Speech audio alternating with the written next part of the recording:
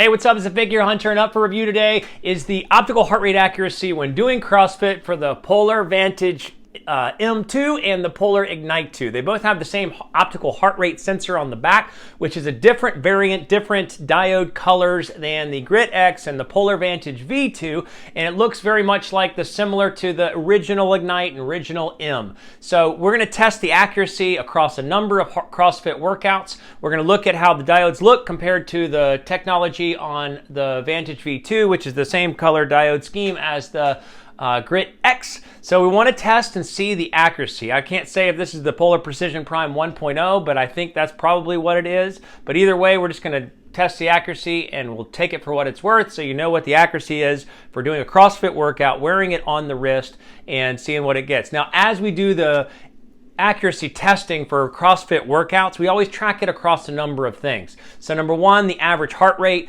for the beats over 100 beats per minute. So we don't care about the first 100 beats per minute because we assume every optical heart rate tracker in the universe will probably get that probably right. What we care about is how accurate is it above 100 beats per minute, just on the average heart rate for the workout. Secondly, we want to track the zone 5, which is from your maximum heart rate based on your age or whatever calculation metrics you use, the 90 to 100% of exertion. So the absolute peak level of heart rate exertion in the middle of a workout. As we know with CrossFit and high intensity interval training, whenever you're doing the workouts, you're typically spiking your heart up for a period of time. Maybe you're doing an intense AMRAP for a period of time, taking a rest, intense AMRAP, taking a rest. But either way, we want to track that most intense to see, can the optical heart rate keep up with the intensity of a CrossFit or high intensity interval workout?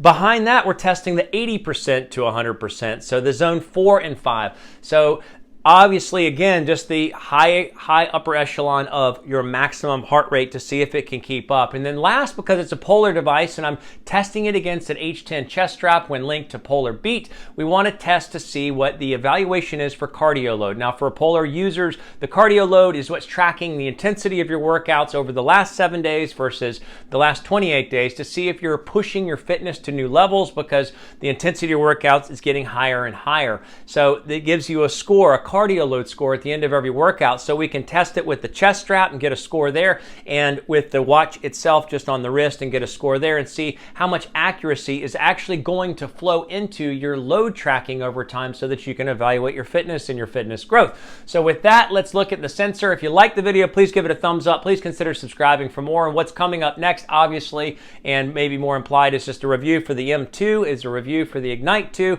as well as a review or a comparison just of those devices versus some of the other devices that are on the market today. So let's look at the hardware and then look at the overall results of tracking the workouts and come back together. Okay, so there we can see the optical heart rate sensor flashing in red. It's flashing like 1,000,000 times faster than the video is going to pick up. You can see both of them still flashing here. And if you were to compare it to the Polar Vantage V, you see a different color scheme.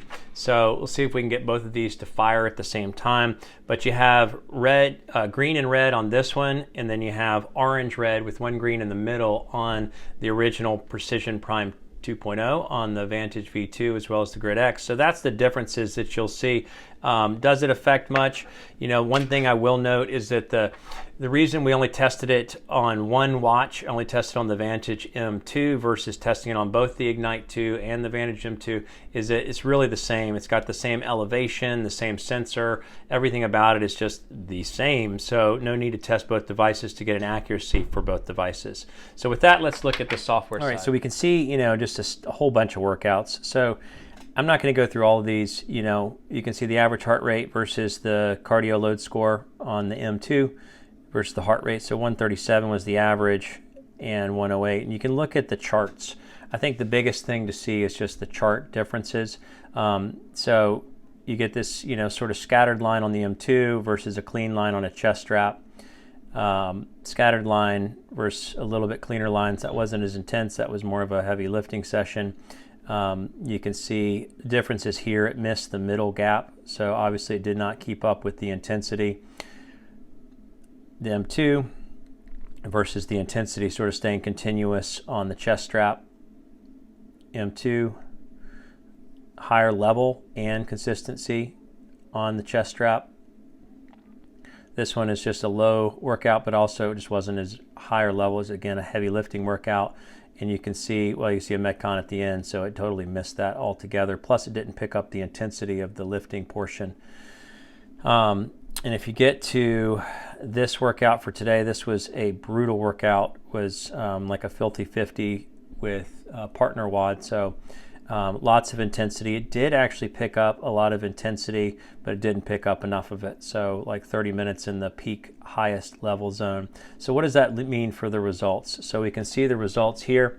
You know, I sort of color code things so that it comes in sort of A, B, C, D, F as far as like a rating. So the red is like failure.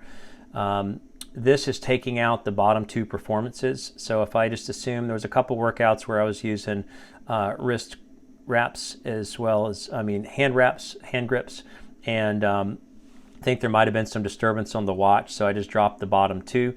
But you can see a lot of red when it comes to picking up the zone 5 on the cardio load, like what's going to have value to help you track your workouts and training over time.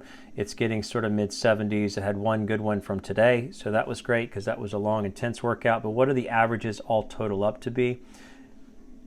We can see that it's about 85% accurate for just the average heart rate, and that's not a great number because typically that's closer to more accurate, 90% or above. The load tracking, so it's going to miss 18% of your load, so your load is going to be falling short from what it really is. The zone 5 is obviously where the big failure point is, and zone 4 and 5, you know, still just getting missing 25% of the max heart rate across the top 80 to 100% of your peak heart rate.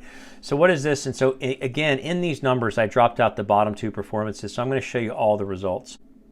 So if I look at this, you know, if we drop the bottom two, 72.8%. So that means it's missing 28% of the workout exertion, the highest level exertion points.